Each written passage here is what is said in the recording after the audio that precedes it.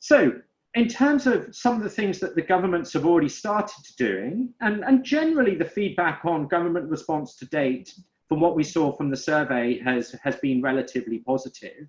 And the feedback is that governments need to keep up with this. But some of the things that we have seen, one is obviously the protection of labour, but that needs to continue across the full supply chain, and that links to keeping the wider supply chain open as well.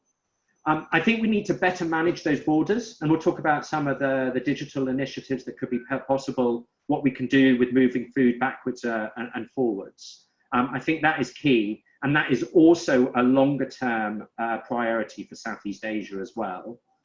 And then lastly, we also need to think about different consumer channels, and especially consideration for rural areas. That sort of highlight of well over a third of our population being employed by agriculture.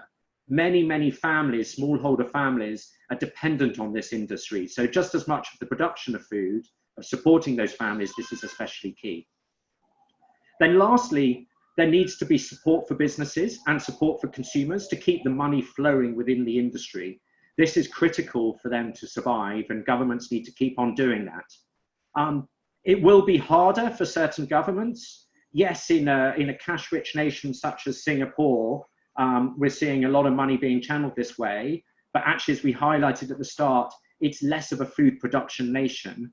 Where more of this support will need to go is into some of the bigger countries where there's a lot more production going on, but there the economic impact will be greater. So we need to think about how to balance this across the region.